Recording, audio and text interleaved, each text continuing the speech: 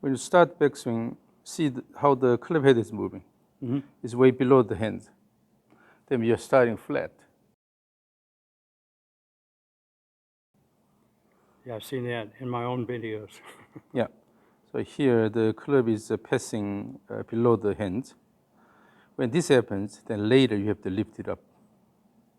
Now this is pretty high here. Too high? The hands are too high? Yeah. So what happens is initially you go flat here, but you cannot go any further. There's a limit here. Then the next motion you're lifting this up and going even higher. So it's actually better to go high and then bring it down. This is a bit easier. Then you go flat here and then bring this high up here. So Because what happens is, you're trying to go through that position right there. so you have to go more this, more. No. Do not try to intentionally control the club motion. Just hold it. Relax, hold it. The club has to point this way. Mm-hmm. And I'm here.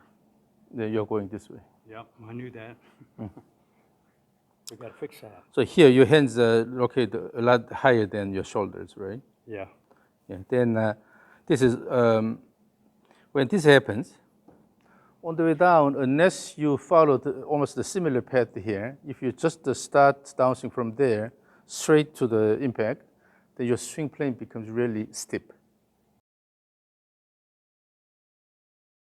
You're just from this position, you're just pulling the hands down here. Mm-hmm. So you have really steep swing plane here. When there's a steep swing plane, you tend to extend your body because you have to pull it down here. So at the early part of the downswing, you are pulling the club quite a bit. Yes. As a result, if you look at the club head motion, the club head goes high up here. Mm-hmm. This is because you're pulling the handle down. Yep. So from this high position, if you pull the handle down, club head goes up here. That this automatically leads to a steep swing plane. And your lag is gone. And then when you pull this down, your body tends to extend here. So at the end of the downswing, your body is completely upright.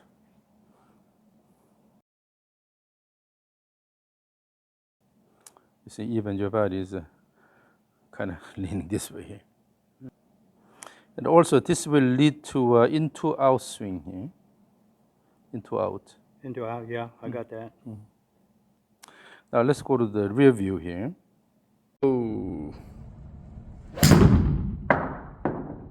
Now this backswing is pretty big. Considering how you started the backswing, that means you're lifting your right elbow high here. Your elbow is quite high. And on the way down, you're simply pulling the handle down, so the club head is traveling high up. And by the time you're going to impact the position, your body is, your left arm is going like this. So this is one way to create the chicken wing type posture, because you pull it down, the club head goes around, and you have to pull it in. Otherwise, it'll hit the ground really bad. You have to bring this in so the left elbow is flexed. And your body is completely upright. So on in the downswing, you tend to pull it in and then Stand up. instead of throw the club around your body, you're pulling with that, extend the body, and then going to this position. Sometimes you sit this posture here. Mm-hmm. So it all starts with the flat backswing. So if you feel the motion of the club, instead of going flat and then lift this up, go high here, it's actually better to bring this higher and then slightly dropping it. This is a lot simpler motion here. But when you go flat, you have a two-stage backswing motion. Initially spin, and then lift. So this also causes the backswing, to be really slow. Okay. Instead of going in one motion, going to this position here, you're going here and then lift up. Yeah. And also you lose the momentum because of that. And your grip is fairly thick. Do you like a thick grip? Mm-hmm. And when you have a thick grip, generally when you hold it, so show me your grip.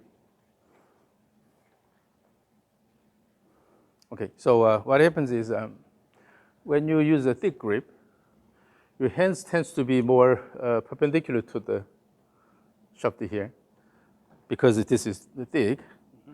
And then when you are going into the setup position, you see this angle here. This is called the ulnar deviation. Ulnar deviation of wrist, but you may have too much ulnar deviation.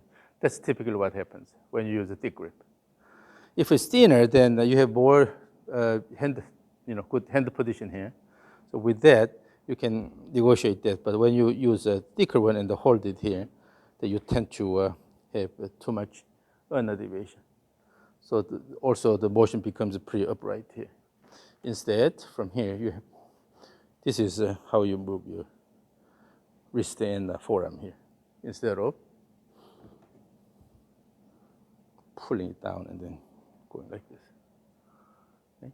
So particularly with this, it's easy to turn this way. Yeah. But when you maintain some angle here, it's hard to go this way here. And then the face angle is mainly determined by this motion. But if it's too upright, you can easily introduce this face angle problem. Sometimes you have thin shot, sometimes you have thick shot. But okay, so what we'll do today is you have to first change the way you do the backswing.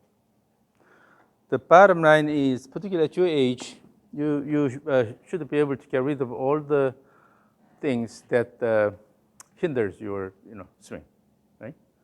Because you want to maintain the speed as much as possible. But if the body sort of interferes with your motion, then you have trouble, particularly the arm motion here. We need to develop the feel of going slightly more up steeper here in the backswing. Steeper in the backswing and then drop it slightly. Okay? Go steeper. So one way to figure that out is, so in the setup position, if you have good grip here, then you will be able to lift this up here like this. Yes. So with this, when you go this way here, try to keep the club head above your hands as you go up here. This is the swing plane.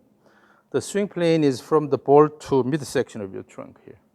Relative to the swing plane, the club head should be more away from your hands. Okay, you have that image. Then what happens is the shaft will point laterally and horizontally here instead of going this way here. Okay, so go this way and then keep it a bit steeper on this side, and then go to this position straight. So you have a highway here instead of going a local way and then have a traffic light and things like that. So go straight up to this position. Then, if you start a bit higher, then naturally the next action is dropping it slightly, but not that much, not like this. Just a simple motion. Even if you don't intend to drop it, still it will drop. It will drop, yeah. Yeah. So don't intentionally try to drop the right side here. Then it automatically gives you a severely outward swing plane. So slice. So just go up here and then let it go. Go up and then let it go. Go a bit steeper and then just let it go. So nothing will obstruct motion of the stick, right? Mm-hmm. But if you go flat here, well, you have to lift. With the lifting action, when the right elbow is lifted here, then this goes high from here without going back. Okay, without this shallowing motion here, if you just pull the grip, then it becomes really steep here. So let's try to swing back and forth continuously. Standing right in the middle of the two mats. Swing back and forth. Stop. Already Yeah, this is the symptom you have with the thicker grip. Already when you hold the club, you're holding it like this. This is bad. Drop the hands. Keep this angle here so that you can easily use the wrist in a natural motion here. When you go to this position here, this does not help. It has to be this motion here instead of. Okay. This is the outcome of your thick grip. Okay. Yeah, when you use a thick grip, then automatically the hands become more perpendicular to the grip here. So when you hold it, then this happens. So with a thinner grip here, move the hands like this. So let the hands form an angle here. Then naturally, you will be able to maintain this position with almost a straight wrist here. Yeah, you're already holding it like this. And also, in order to hold this, you have to put the elbows out here. It becomes elbow-driven swing. Yes. Instead of wrist-driven swing. Wrist and the forearm should be used well instead of using the elbow here. Okay?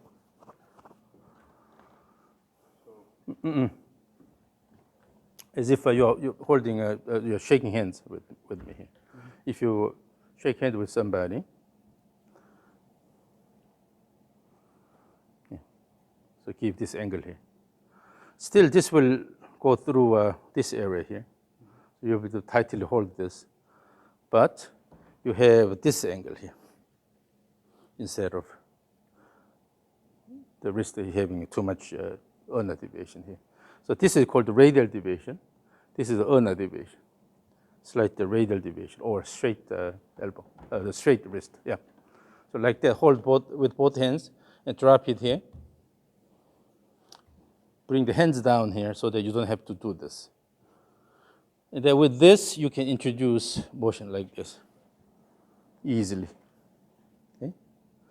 So from the beginning, when you hold it, that means you cannot use wrist that well, so you have to use the elbow.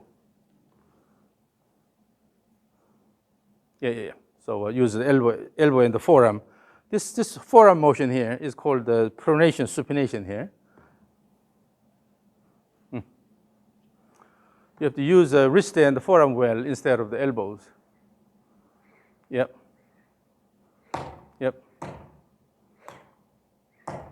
And then now, relax your wrist to let the white ball go around your body well. Okay. When you have a rigid wrist, then you are forcing the stick to move certain ways. But instead, feel the inertia of the club. Okay. So every object has inertia, the tendency to maintain the current motion. So unless you apply force or torque, then it will maintain the motion. So let the club go. Do not fight with the club. You just guide and add a little bit of force and torque, and then let it go. Throw this way, without using a lot of wrist motion. A lot of wrist action. You will be able to let the stick go around your body nicely here. Mobility is more important than your force. Okay? So relax your wrist and then let the white stay in the middle. Stay in the middle. Stay in the middle of the mat. Go back. Yeah. Go back. Yeah. Stay there. From there, you don't have to. Currently, you don't have to hit anything. Just swing through back and forth. Relax the wrist and feel the motion of the stick. Yes. Yep. Look at this. So with this, because you are letting your wrist go here, that's why you don't need this two-stage motion lifting up like this. Because all you do is let it go. This is good. Again. So relax the wrist and then make sure you use the wrist and the forearm well. And then, easy wrist and the swing.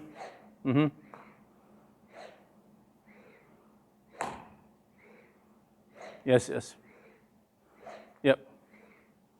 Now you have that body rhythm, a little bit of up and down motion. Yeah. I had a bad habit of doing this. Yeah. So as you use the legs and push here, you continue the swing. The goal is to move the white ball around your body. That's what's important. And then eventually it should be fast, right? Yes. So give me the whoosh sound. When you increase the speed, it'll give you good sound. Yeah. Or the feedback. So swing back and forth.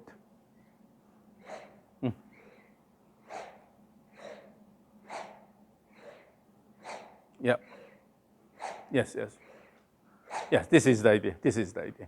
And then what's important is turning around your axis here, spine axis here, instead of pull and then stand up. So let it go around and let it go around. With that, you have wrist and forearm motion like this. And throw, swing, swing, swing, swing. In one motion, you're going to this position and this position, right? So this simplifies your motion a lot. Again.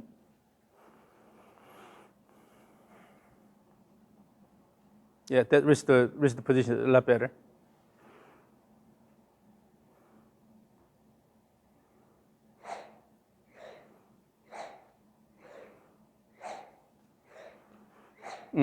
Now, as you swing, your body starts standing up. Now, so with that position, so stay in the middle, and then aim the tall T here. Okay? That means that you cannot lift your body that way. You have to maintain the axis. So try to touch the tip of the tall T. Yeah. As you swing, particularly in the downswing, you have to touch that T.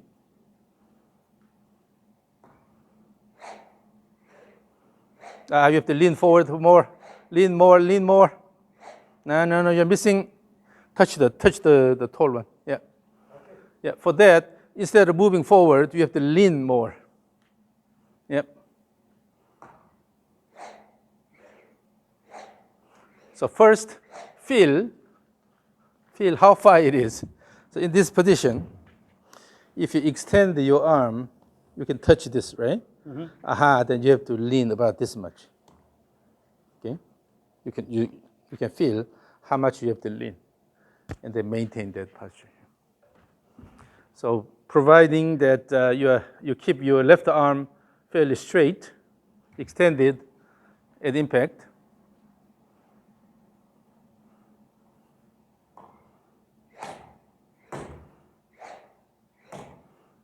Yes.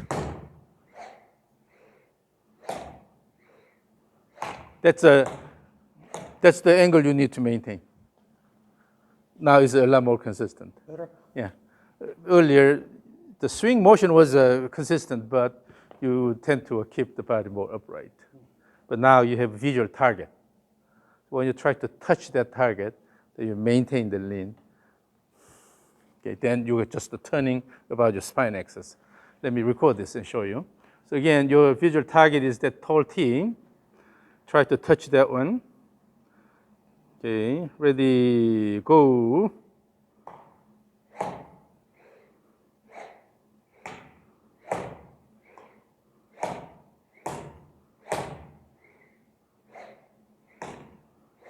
Okay, now let's see how you're moving the stick.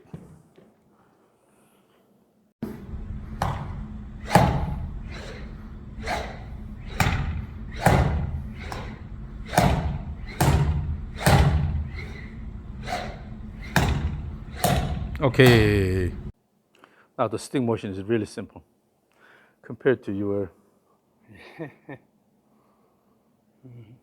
the backswing is slow here, but now this is a more continuous motion here. Your stick motion is really simple. Yes. Okay? No detour. This is going straight to that position. From there, let it go. So eventually, you have to experiment on the distance here. So how far should it be the optimal distance, right? Yes. So you can always experiment that. But for the moment, intentionally, we'll keep it a bit farther away so that you have to maintain the angle. Again, swing. Again, relax the wrist so that your goal is to throw the end of the club around. Throw this way and then throw this way.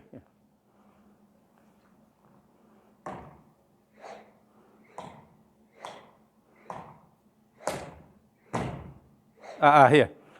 So from the backswing to downswing, that transition is okay. But from downswing to backswing transition, you are rushing. Because in this direction, you're not turning your body enough. You try to just let the arms go and then try to pull it down.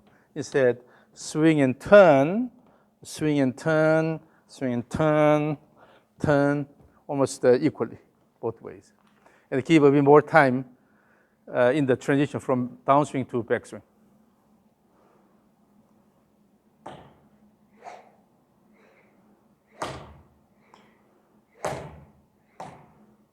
Yeah, throw the white ball around.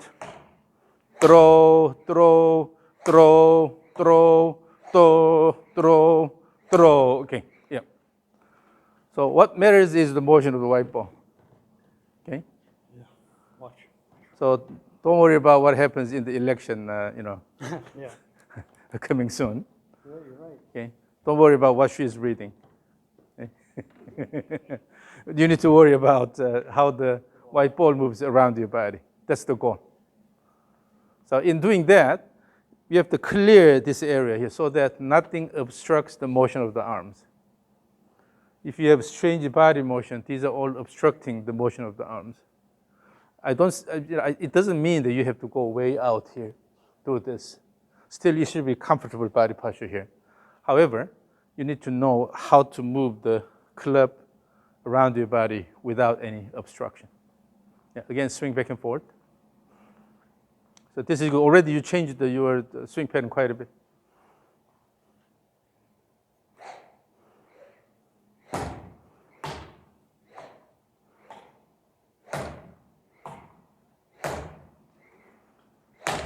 Okay, that's good. Now it's a lot more consistent.